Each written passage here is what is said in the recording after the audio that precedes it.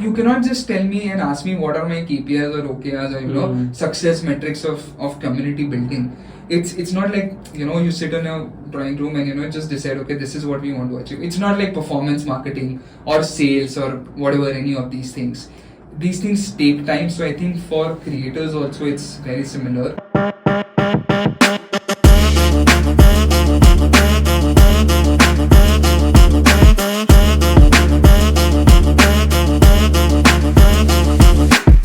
Hey Pawan, welcome to Thousand Faces Club and also welcome to Bangalore.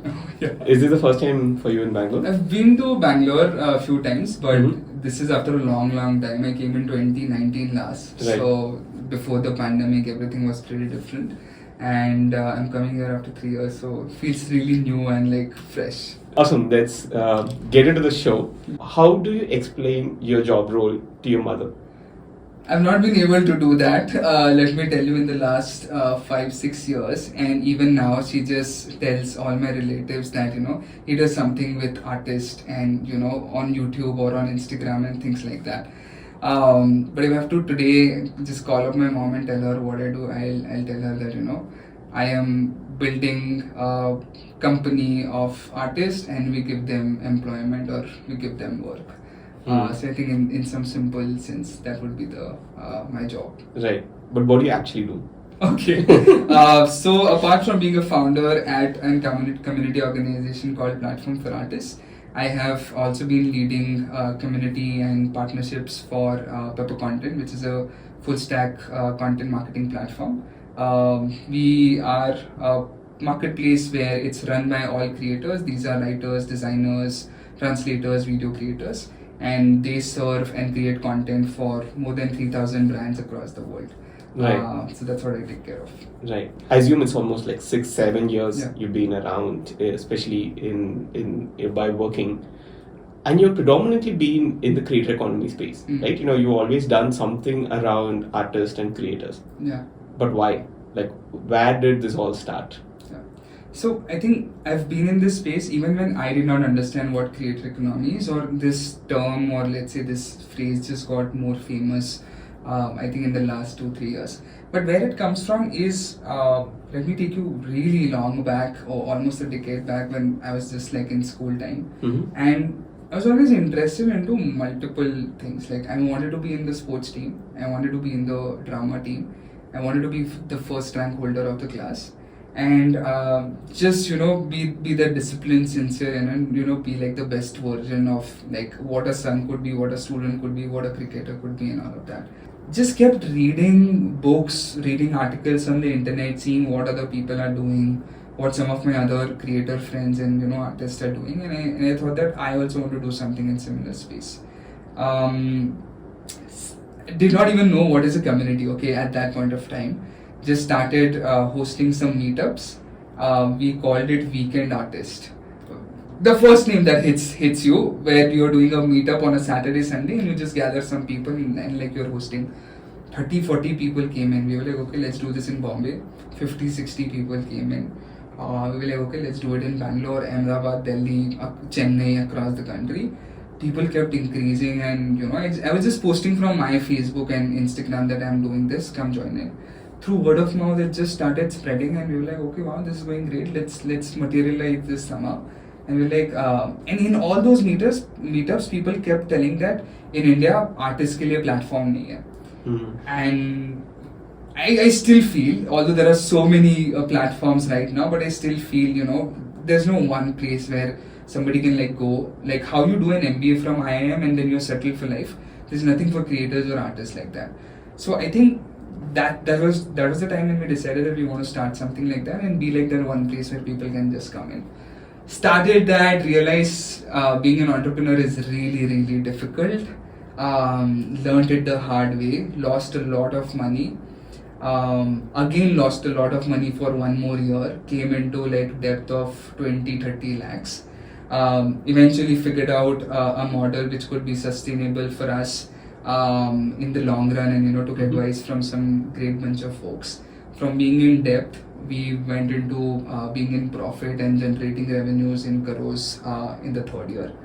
And then the pandemic happened. So I think that's how I've been into that space.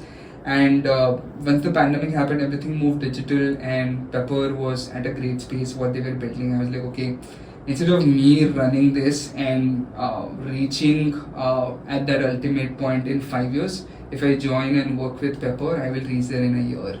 Right. And the impact that we can create as a team here, we can do that in 6 months or 1 year. So that's how my journey has been in that space, and that's why I'm really passionate about being in the creative space with creators and artists. Awesome. I had a very similar experience also too, right? I also, like everybody, completed engineering, and I had an inclination towards design. But I was still thinking that maybe I don't know what to do, if this is something that I want to pursue or not, sort of a thing. I anyways joined in one of those software IT companies through campus placement, right? This might sound funny, but this is what happened like 11 years before. I actually watched Rockstar in a theater, and Nice. back then, this was when I was 20. Like, I actually cried by the end of the movie, and I said, what the hell am I doing with my life? I came back, and I actually that night I remember I telling my mom saying I want to quit. Right? My mom asked why, what happened? I said I saw this movie. It makes me feel like I'm not doing anything interesting in my job, so I want to quit. Ranbir Kapoor is to be blamed here because he did like Rockstar, Tamasha, Ye Jawani Ye Dude, Diwani. this is the feeling of being trapped, right? Yeah. I'm not this sort of a person, but the society or probably Right. pushes me to put up an external mask, makes me do this thing, because there's a stark difference. Yeah. Even though like people might not be as different as like what Right. you see in Yeah. that movie, but it's very close to the sort of reality. I used to watch this movie every year or every 6 months or something. Whenever I put on Hotstar, if I see a movie, I would start watching. I also started realizing over the period of time, I don't enjoy the movie as much. Yeah. Because, I started sort of taking some bold calls and saying that, I'm not going to do some stuff for money. I'm just going to do sort of this stuff what I really enjoy, right? So in your journey, what was very interesting is like, the fact that you were able to sort of figure out, I'm sure like you had your sort of downturns, but you were able to at least take that path. I think that's extremely important. I've had the downturns every morning, man. I mean, for those 3 years when I was running PFA, every morning I thought, should I keep doing this, or should we just pause everything and just end this? So I think those up and downs are like every day happening to you. You just have to make sure that it's like a wave, and once you're at the peak and you're coming down, and once you're down, you have to just somehow come back again. So I think every entrepreneur or creator or an artist like goes through that in their journey. Even if you're somebody who has like a very strong artistic background, right? Like their parents might be, let's say, create like whatever artists, film stars and all of that. Still for them also it's little difficult, because you come to a point where you're also thinking sometimes, am I really that good or not? Yeah. Right? I mean, even if you have had the best education in art, in theater or filmmaking, design, whatever, you still somehow come to that wave where you feel that, oh, maybe I'm not that great. And some days you feel that, oh, dude, nobody's better than me in the world. So I think every creator or artist goes through that. Yeah. So let's come to this fun part, right? What are your favorite platforms that you watch or consume content on? So before the pandemic, I was really enjoying TikTok. I started putting videos of my dog, and I reached to 100k followers on TikTok. And in no time, literally like just 4 or 5 videos, and one of my videos got like a 6 million, 7 million views, and I'm like, oh wow, I'm enjoying this. I want to create more and more TikTok. After I reached 100k and started putting more videos, I put more attention into how I want to edit the video, what are the trends. The number of views started decreasing, and I was not getting followers, even when I was putting so much effort into it. Did you deconstruct what was happening? No, I think it's how in poker, or let's say in casinos, you have that beginner's luck, right? As soon as you start creating videos on, let's say, as a new account on a platform, the platform is trying to give you that boost. Now, this is just a theory that I've read on the internet, and I don't know technically if this is true or not. So I think you get that beginner's luck in a casino as well as on a TikTok, or let's say on a social media platform, because they want to give you that dopamine hit, right? So I think that's like a classic model of what I see on the internet as well. Never really found out the actual, let's say, analytical answer to it. But I think I made my peace with it that as long as I want to have fun and I don't want to take the pressure of whether my followers are increasing or not, I was happy with it. So I started enjoying it. People started to start following me on Instagram as well because I put my Instagram link, and that's where I kept most of my professional conversations as well. Yeah, you're talking about what are your favorite platforms? So I think my favorite, I'll also tell you in two sense. One, creating, where I love to create, and one where I love to consume that content. So I think my favorite platform to create content as of now would be LinkedIn, because the kind of work that they're doing for creators and the team that they are building, the programs that they are building is superb, and how they have created like a creator profile, and you can change your profile, let's say entire page, how on Instagram it is business or creator. So I think all of those capabilities that they're bringing into the platform is really great, and I don't think anybody else apart from LinkedIn has a great like that organic discovery and that sense of professional as well as personal touch to it. So I think I love to create on LinkedIn as of now. Second platform would be Twitter, and third would be, let's say, Substack. Fourth would be Instagram, and then YouTube, because I love to be in front of the camera, but for me to sit and edit it, it's a long, tedious process, and I'm just somebody who doesn't want to sit in front of the screen a lot. I'm okay to be in front of camera, but not in putting like that and being like this for like hours at night. To consume content, I think it's reverse. I love to consume YouTube and Instagram, and then newsletter, and then Reels and LinkedIn. It's actually like literally reverse, because the way I create, I want it to be a little unique in my own voice. And when I'm consuming, I'm not finding that voice. So I kind of don't enjoy that. And because I'm not creating on YouTube and there are way better people who are creating on YouTube, I love consuming their content because it's also a little aspirational for me. That I want to make a podcast like Colin and Samir and all of that. So I think my consumption and creation is like reverse order in terms of platform. Right. I really liked how the platforms that you prefer creating are all text-based mediums, right? But earlier you talked about getting 100k followers on Instagram, right? I'm just wondering, like, why didn't you move to Reels, and why didn't that journey continue in Reels? So I think Reels has become so competitive, right? I mean, although I love consuming it and it's great, and the kind of capabilities that they're bringing on Reels section itself, like now they increased it to 90 seconds. The editing capabilities of it are like really superb. So all of that is great. I just feel I might not be able to, as a creator, Reels creator, I might not be able to bring in anything unique to the platform. Or let's say I will not be able to do justice in terms of the uniqueness I will do in my creation. Whereas in text, I know what's in my head, I can easily put down into words. And there's like unique thoughts to me. Like maybe while I'm answering this, it's my perception. Obviously, this might be some other people's perception as well. But I'm great and just putting it out in my own voice. With video as a content format, I don't think I am that good enough to just express it how I can express in text. And plus the ease of creation is not that great. Like I can write a LinkedIn post while I'm in a cab, right? I could just put out a tweet while I'm walking or waiting for a cab or whatever. I'm in a restaurant, something hits and I'm putting it up there. But the process of creation for a reel or YouTube is really longer. So I think I have that friction because I am involved in so many different multiple things. So that time crunch somewhere becomes like a problem for me for video content. I know. I also wanted to cover like the community aspect of it. Where do you see community coming into picture in creator economy, right? So I'll tell you where I'm coming from. Like the word community also I think is slightly overused and like sort of used in different contexts, right?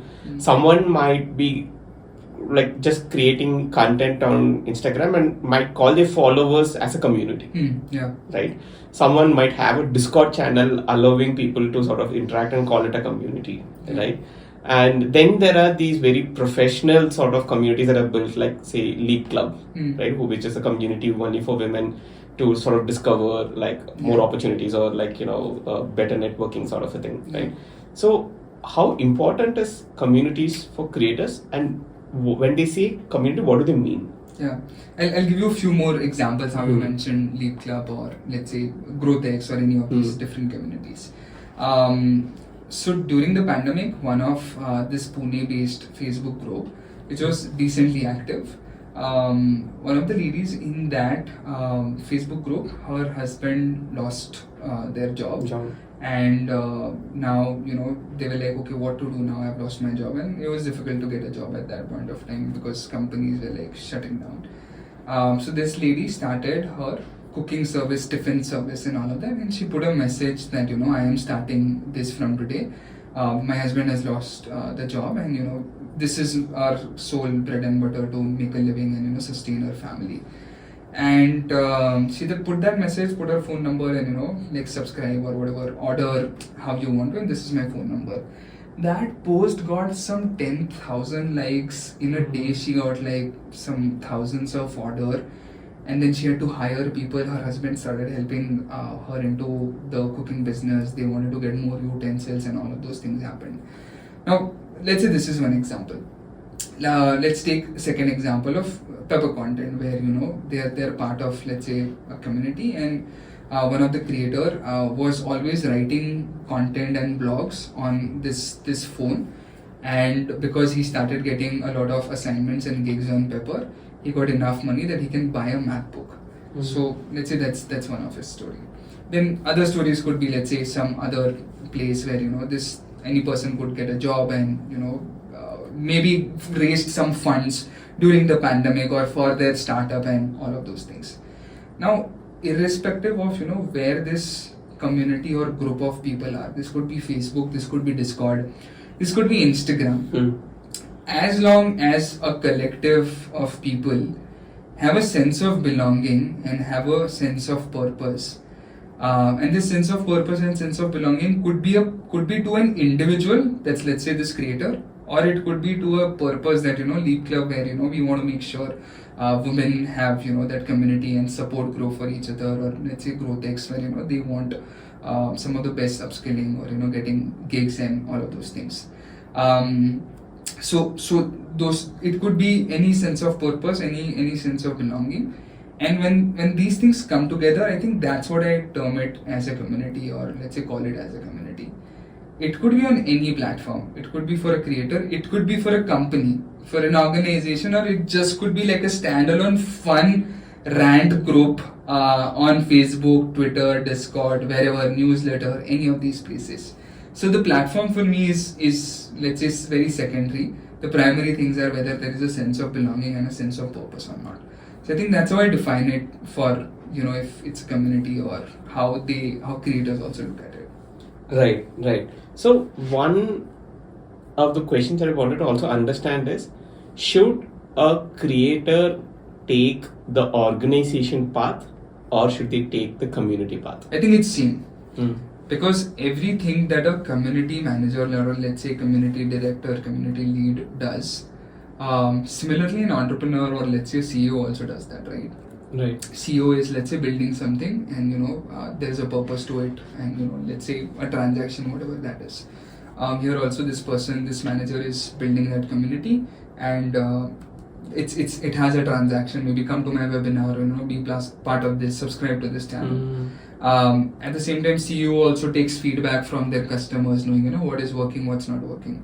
This community manager will take feedback from their members, knowing, okay, did you like this workshop or not? Did you like our new video or not? All of those things.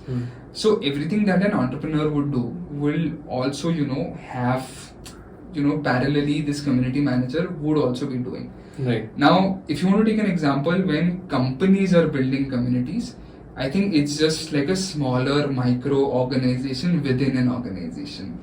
So I see this very much like in synonymous and parallelly to what being an entrepreneur is. Interesting. Now, finally, to sort of like close this entire conversation, now if an entrepreneur, now that we're talking about organization versus creators, let's say an organization has a certain path to understand what a good success might look like, right? Let's take any startup, right? They keep raising funds. They have a goal of becoming profitable. Yeah. And that's one part of it. But the founders or the CEOs might have other goals, like, hey, I want to become like I want to take my company to an IPO, right? Or I want to make it to Fortune 500, right? What do you think is the success path for creators? I think that's a very interesting question, first of all. For creators, I think, when I also look at the current challenges that some of the creators might have, monetization capabilities, there is creative burnout. Some of the folks are, not able to find their own unique voice and all of those things. So when these challenges are existing, I think the biggest success metric that they can have is, have they built like a distribution empire or not? Obviously, number of subscribers and how much money are you making and all of those things will be there, and they will be talked about irrespective how the entire economy keeps changing within the space. But for me, the success metric looks like whether they have built like a big distribution arm or not. Is a YouTuber today, does he they have a newsletter or not, where they are collecting email addresses so that let's say YouTube crashes or just ends someday, just like TikTok, you need to have that WhatsApp number or whatever newsletter with them. Have you also built an Instagram? Have you also created a website? Are you also selling a merchandise? Are you selling subscriptions or not? So my number one metric is whether you have that diverse set of distribution arms and different revenue streams, different passive streams or not. So for me, that's the first success metric. Second thing for me is whether they have been able to build their uniqueness on the internet or not. Because it's so competitive, right? Yeah. And one particular topic have thousands of creators, right, in multiple languages. Some are also translating into different languages, creating multiple, let's say, accounts now. English account, Hindi account, Marathi account and all of that. So even if that competitiveness is there, are you able to build your own unique voice or not? Are you able to, like, if I have to give you an app example with this, you take up any screen in Dunzo app, right? You take a screenshot of that and share it with anybody. You will know that this is Dunzo. Yeah. Or let's say Netflix or the UI of Amazon Prime and any of these things. They have built their such unique, let's say, identity that no matter you take even a clip or screenshot of it, send it to somebody, like, you will know this is Netflix.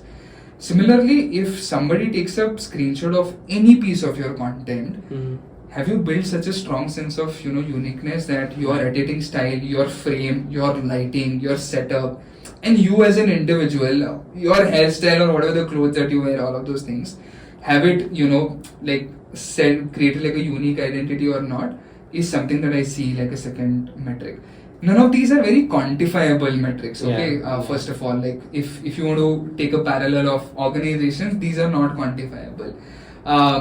But let's say Marcus MK PhD, if you take any of his shots, even if you take 1 second or 2 seconds of his frame, the way he moves cameras, the quality of the video that he creates, you will know this is him and his team. So I think that kind of unique voice is something that I see like a second metric. Third metric for me is, are you enjoying doing this as a creator or not? Because I know when I see Tanmay Bhatt's vlogs, and although I don't see it so frequently and I'm not like his consistent consumer of the content, but I know he's having fun and the kind of the vlogs that he's doing, the work that he's doing, it's fun to see.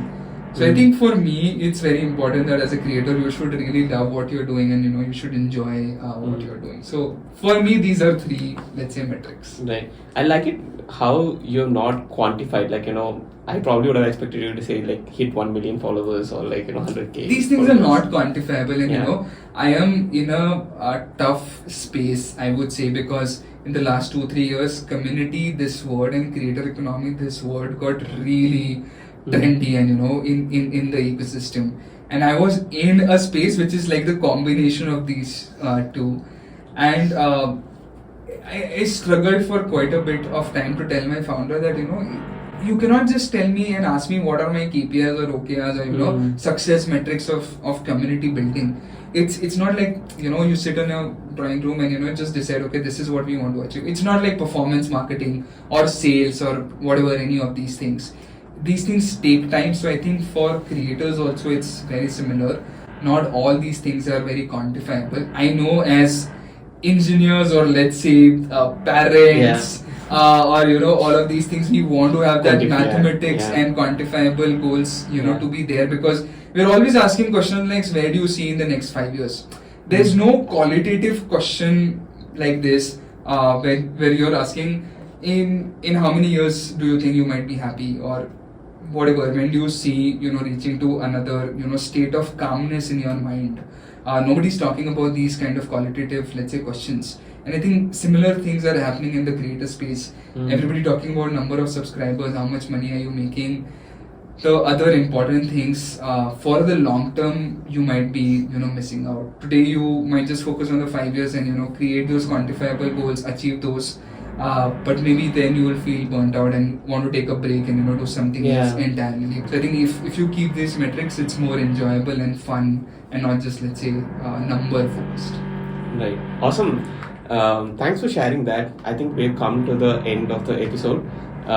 Thanks for taking so much time and being with us, Ram. We really loved the conversation that you had. I think we can keep doing each one of these threads as a separate podcast by itself. Maybe when you are in Bombay, I'll be on the other side of table. And, totally. We'll catch up on that. But I hope I don't get a lot of bullshit comments on this video or let's say podcast. If you enjoyed watching and listening to any of the points here, please subscribe to the channel.